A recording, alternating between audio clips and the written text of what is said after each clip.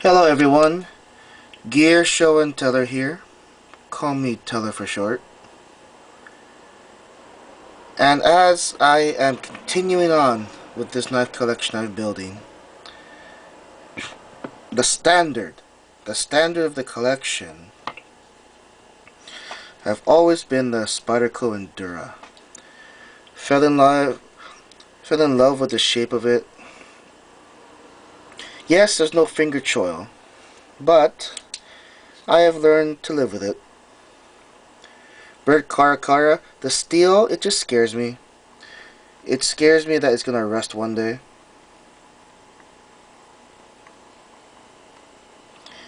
Because I don't know.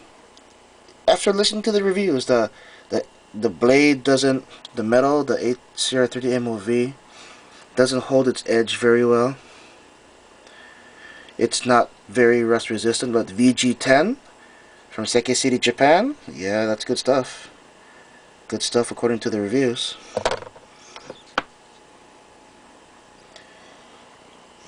So the Spyderco Endura has become a staple, the standard in my collection of knives. Oh, look at those beautiful fingerprints. Oh well.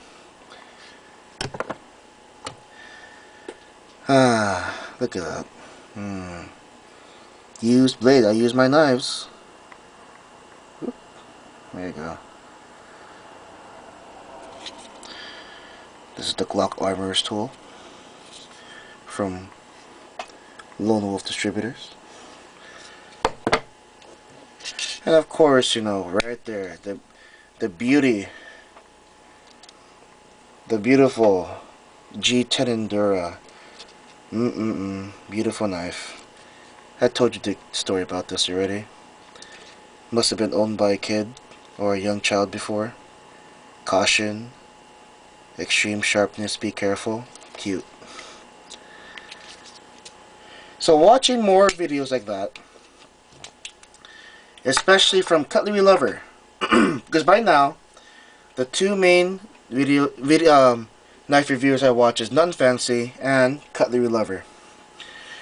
Watching more and more Cutlery Lovers because he has some humor in his videos. I came across some comments that simply reads, "Fuck Spyderco." And I wonder, who is this guy? Derek Grebner 87. I'm a fan of Spyderco. Why would he say fuck Spyderco? So naturally, I clicked on his page, started watching his videos. He is when I started watching, an utter fanboy of Cold Steel. Okay, here we go, right there. You can see it right there, the Recon 1. Because of his videos of this knife, I had to buy one. It was cheap. AUS 8A steel, analogous to 8CR13 MOV. It is a big boy. It's a big boy. There. Drop point, clip point blade. Handle is full G10. Fully G10. There's no liners inside. And there you go. Cold Steel. Made in Taiwan. It's an American company that outsources its work to Taiwan, where it's assembled, which is why this thing cost about 40 bucks. About $40 to own a Cold Steel. Oh, that was my knife. Cold Steel Recon 1. So I went for it, and here it is. It's a bad boy knife. The videos that Cold Steel makes of their knives says it all. There's not much that I have to say. Type in Recon 1, Cold Steel Recon 1, and just watch the video. The president, owner, I'm not sure if founder of Cold Steel, Lynn Thompson, he's not 100% liked in the community. He bashes other knife makers. Other ones.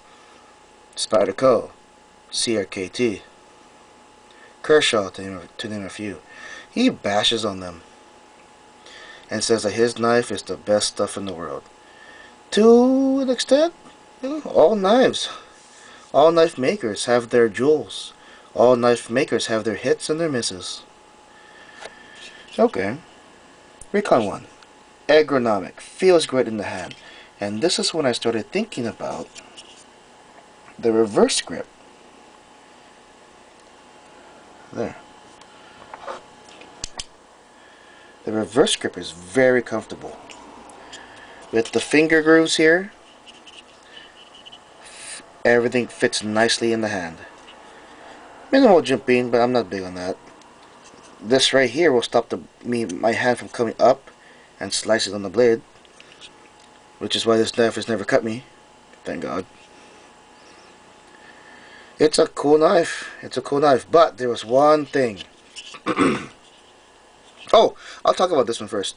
What makes this knife so popular? It's right here. That pin right there. If you know how a backlock works, okay, that part you see popping up locks into the tang of the blade itself. It locks, it hooks and locks, click. The stop pin right there, come on baby, there you go. There's a stop pin right there in between the knife tang and the back lock. So this is called the triad lock. I'm sure their website could talk better about it than I can, especially their video on the triad lock. Whenever there's a force coming down here, downward on the spine, the stop pin absorbs that. If there's an upward force, same thing.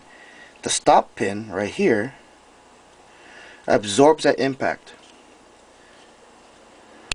Same thing if there's any force on excuse me. If there's any force on the triad lock, it absorbs the impact. It takes it. Again, this is just me, a novice, trying to explain Cold Steel's locking mechanism. Right there. And the battery of tests that they put their knives through, it's just ridiculous. But it adds up appeal to the knife. So I bought it. Last thing I want to talk about. If you are going to purchase one, the pocket clip. Take a look at it. Right there. It's pointed. This G10 is very grippy compared to, oh, where'd you go? There you go. Compared to something like this G10 here. Look at the pocket clip. It is swooped in a curve. This will go into my pocket, my jeans pocket, very nicely, very smoothly.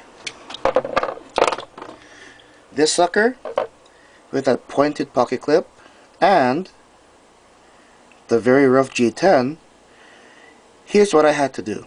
I didn't go as far as Nothing Fancy. Nothing Fancy went too far. It's a long process. I just took 600 grit sandpaper and I sanded down underneath that pointy pocket clip. It improved the ease of putting it in my pocket so much. I'll even say 90% improvement. If it wasn't quite where I wanted it, I sanded it down some more. I could have used 1000 grit, but all I could buy was 600. And it works fine. If you don't know what I mean by Nothing Fancy, go watch it. He has a whole video on how to modify your Cold Steel knives with JB Weld. Yeah, you heard me.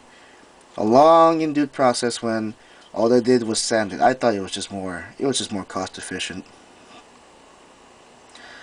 Well, okay. Cold Steel Recon 1. After this, yeah, there were other knives from Cold Steel that I bought, and that becomes the next brand that I heavily collected.